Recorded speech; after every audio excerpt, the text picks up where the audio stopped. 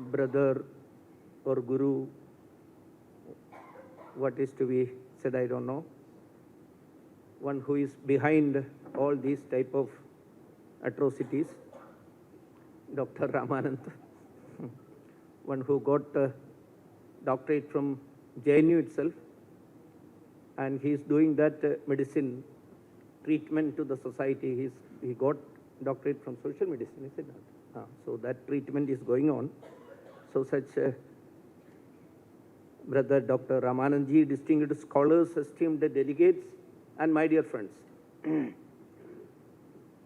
It is with a deep humility and sense of civilizational responsibility that I stand before you today at this international seminar on Krama and cultural flows, Kashmir Shaivism between the north and south of Bharat.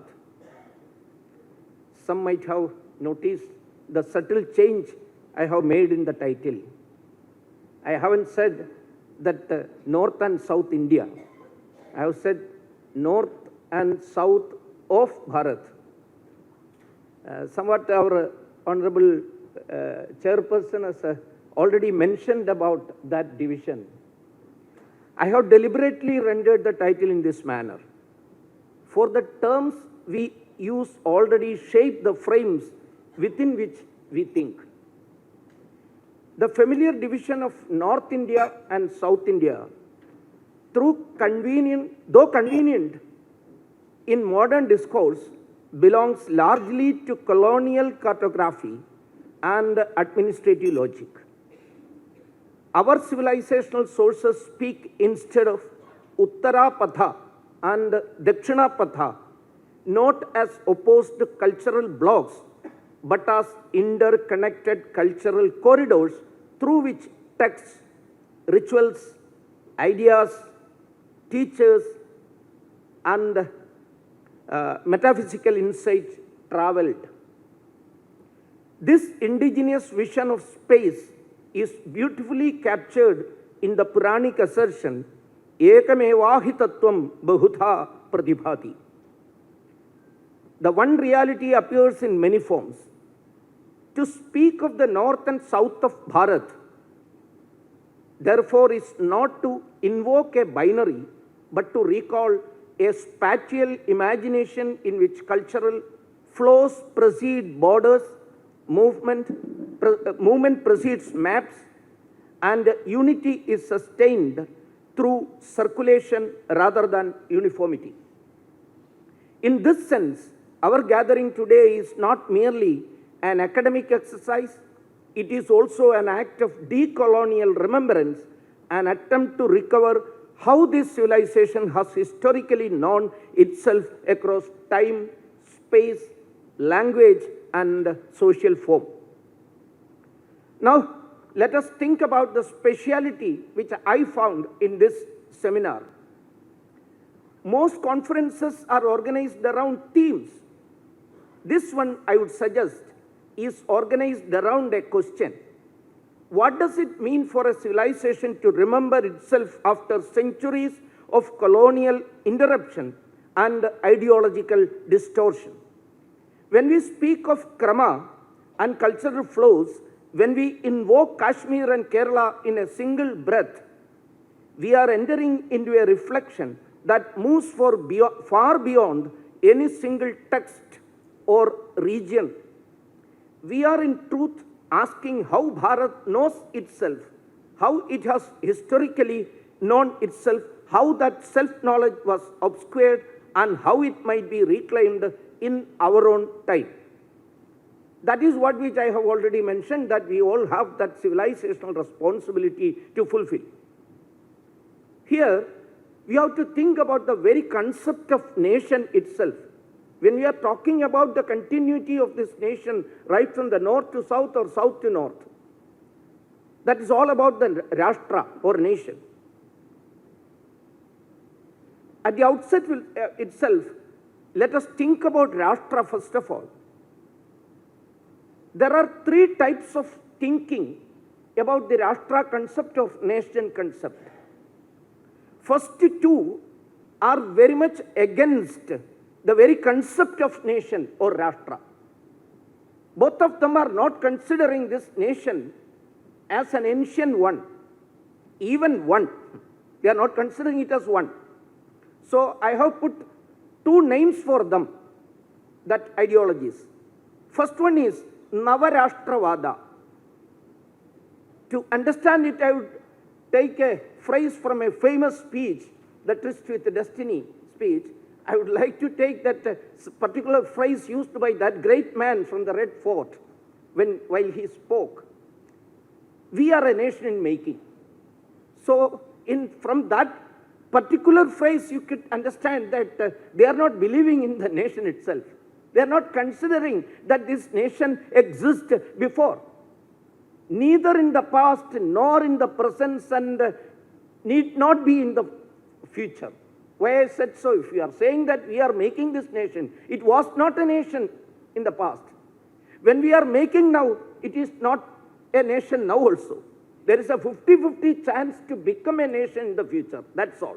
So 2.5 out of 3, they are negating the existence of the nation. That is Navarashtravada. It came into existence only after the Britain constructed the railway line. English government has established the post offices.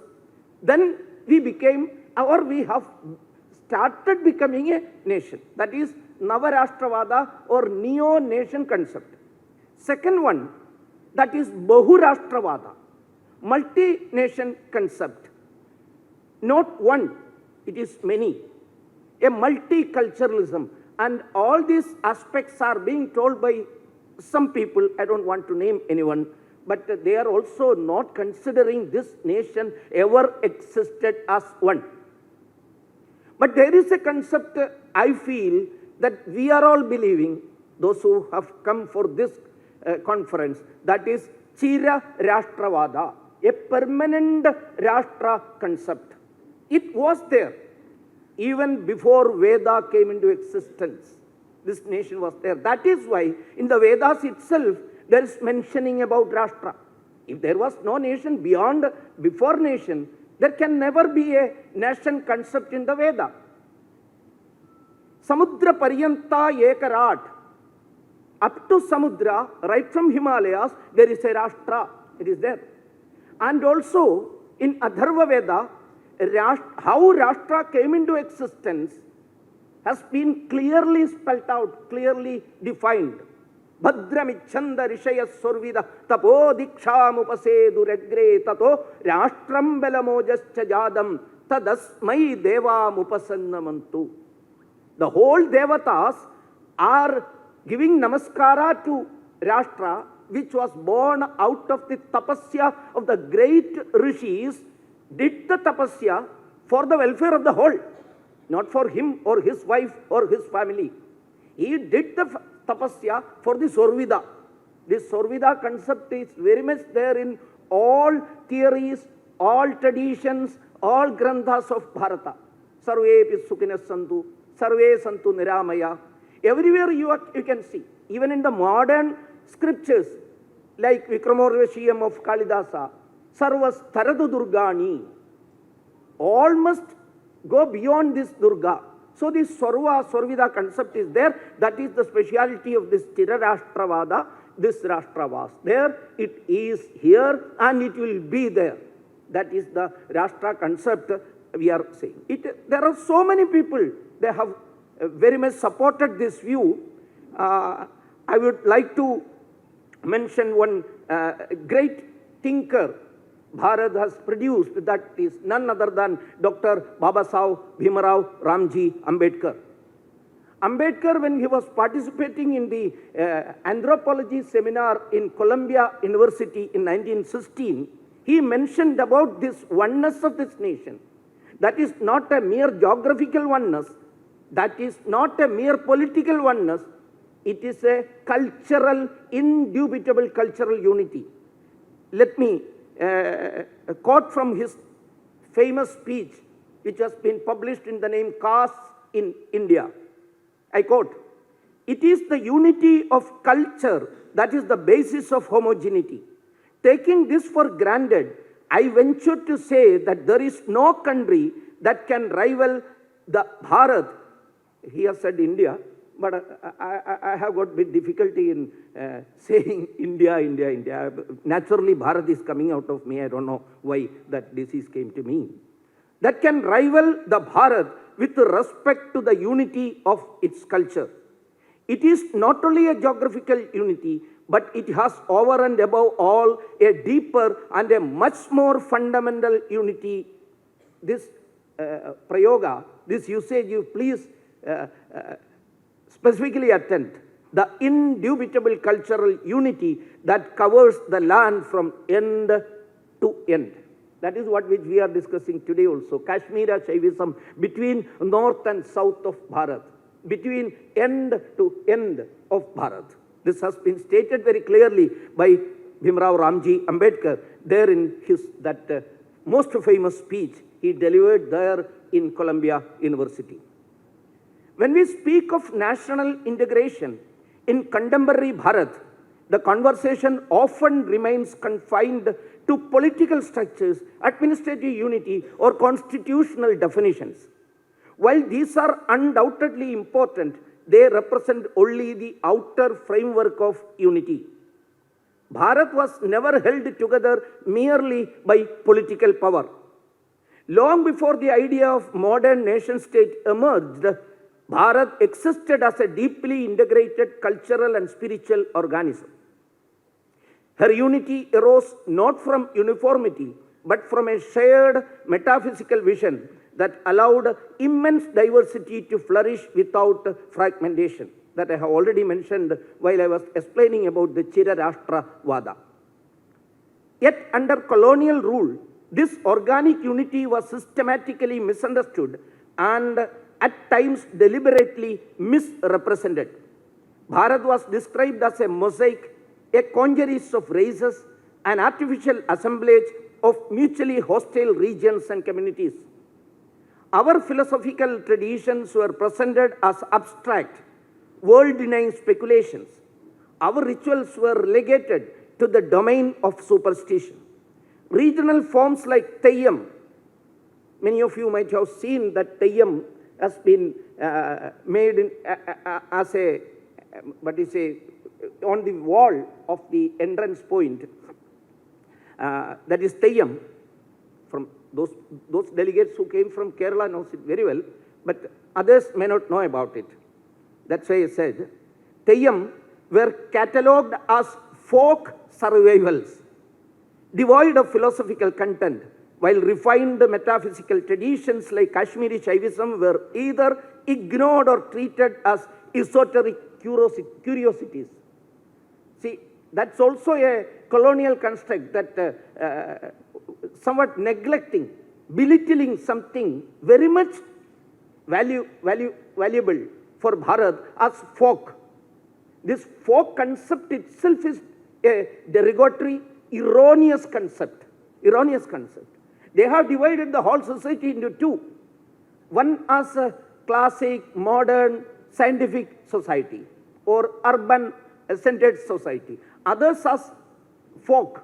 What does folk means? It's a Gramscian concept at the first instance itself. I would like to say the folk itself is a Gramscian concept. If you want to use something, you have to use lok. Lok is much beyond folk. There is not much time to elaborate about that, but we have to challenge these type of colonial binaries. That is the main necessity of these type of academic discussions. A truly decolonial approach must begin by challenging these frames. It must refuse the split between high philosophy and low ritual, between pan-Indian and local, between spiritual north and sensual south, between textual Brahmins and performative subalterns. Such binaries are not our inheritance. They are the residue of a gaze that did not understand how this civilization lives, thinks, and remembers. So two aspects are very much important, significant here. One is challenging these so-called frames, and another is reversing the gaze. We have to reverse the gaze. The framework is to be changed and our gaze. We are looking at something from a particular standpoint. That is the whole problem which we are facing now. So we have to change the gaze. Now, what is the ground reality or ground of reality or the foundation of the reality? At the heart of our civilizational vision lies the understanding that reality itself is consciousness, bodha. Kashmir Shaivism articulates this with extraordinary clarity in the simple yet radical declaration, Chaitanyam Atma. The self is consciousness itself. Consciousness here is not an epiphenomenon of matter, not a byproduct of brain chemistry, not a passive witness standing apart from the world. It is vibrant, creative, and self-luminous. The Kashmiri Mahanaya Prakasha begins by paying obeisance to Shiva, whose very body is composed of consciousness. Sriman Mahaprakasha Vapuse Shivaya Namaha. That is what is being explained absolutely about Shiva. It is consciousness that becomes the universe, not through necessity or compulsion, but through freedom, through liberty. As the tradition beautifully states, Swechaya Sobhito Vishwam Unmilayate. By its own free will, consciousness unfolds the universe upon its own screen. What all beautiful scientific basic concept which our theory, Kashmiri Shaivism, has put forward before the society. This vision directly challenges modern epistemology, which tends to treat consciousness as something to be explained away. Our tradition reverses the gaze. It begins from lived awareness and sees matter, language, society, and history as configurations within it. This is not anti-scientific. It is a deeper understanding of what it means to know. Now we have to think whether Kashmiri Shaivism, already it has been mentioned by Ramananji and repeated by our, already said by Adhyaksha Ramananji and also our Vice Chancellor. We have to think much deeper about that particular statement which they have made, that Kashmiri Shaivism, whether it is a metaphysical system alone or something beyond. Definitely, those who have gone deep into Shaivism, you will find to know that it is dharmic or ethics. It is also about a social vision, a samajik drishti, darshan. If consciousness alone is ultimately real, and if all beings are expressions of that same consciousness, then no social hierarchy can claim ultimate validity. No human being can be ontologically inferior. Distinctions of caste, language, region, or gender belong to the realm of social convention, not to the truth of being. In this sense, Kashmir Shaivism is not only a metaphysical system, it is also a profound ethical and social vision. It is not content with saying all is one. In some abstract way, it presses us to ask what that means for how we treat one another in everyday life. We never consider anyone as other. As far as Bharatiya thought system, especially Kashmir Shaivism, there is no other. We are not believing in otherism. See how beautifully Gurudev Rabindranath Tagore has put it in his famous book, Swadeshi Samaj. I would like to quote 2 or 3 sentences. I quote, "To feel unity in diversity, to establish unity amidst variety, that is the underlying dharma of Bharat. Bharat does not regard difference as hostility. She does not regard the other as enemy. That's why, without sacrifice of destruction, she wants to accommodate everybody within one great system. That is why she accepts always and sees the greatness of each in its own sphere. This same insight, when we apply it to the field of knowledge itself, leads to a decolonial imperative.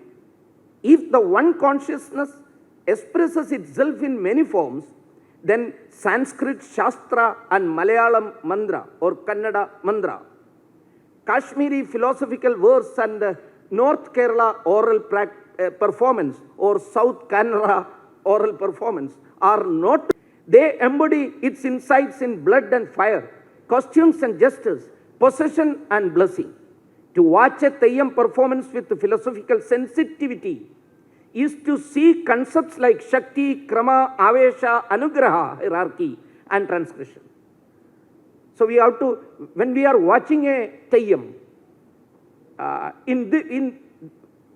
with that philosophical sensitivity, we can all identify, we can be one with that Shakti, Krama, Avesha, Anugraha hierarchy, and that transgression we could feel. Consider again the figure of the Theyyam performer possessed by a fierce goddess, Mahachanda Yogeshwari herself. His social identity in the ordinary caste hierarchy might be low, yet in that ritual moment, he is the highest. People of all strata come before him, offer him gifts, seek his blessing, listen to his words as divine commands. If we approach this phenomenon through a colonial lens, we see only inversion. Perhaps temporary release, something to be filed under ritual rebellion. But if we approach it through the lens of Kashmir Shaiva metaphysics, we can see more. We can see the enactment of a truth proclaimed by Krama. Here the decolonial and the tantric converge. Tantra, when understood on its own terms, already undermines essentialist notions of social hierarchy. It has already said that this is a social vision also. Samajik Drishti. A decolonial reading recognizes and honors this subversive potential without reducing it either to modern liberal categories or to raw anthropology. It allows us to say this ritual is not just a pre-modern spectacle, it is also a sophisticated mode of articulating the non-dual Advaita. It is in its own language a commentary on Chaitanyam Atma. In the same region, the textual continuities we noted earlier further support this view. The composition of Bala Vimshati by Legu Bhattaraka in or near Nileshwaram is near Kanjangadu, and its incorporation into the Panchastavi, important in the religious life of Kashmiris who still follow the native tradition, in a concrete instance of what sustained this civilization. The ability of this culture to move between regions, languages, and forms without loss-spilling its metaphysical core. A hymn born in the ecosphere of Kerala becomes nourishment for the devotional life of Kashmir. A Krama Shakta conceptuality forged in Kashmir finds ritual embodiment in Kerala. This is not linear influence. It is mutual participation in a shared field.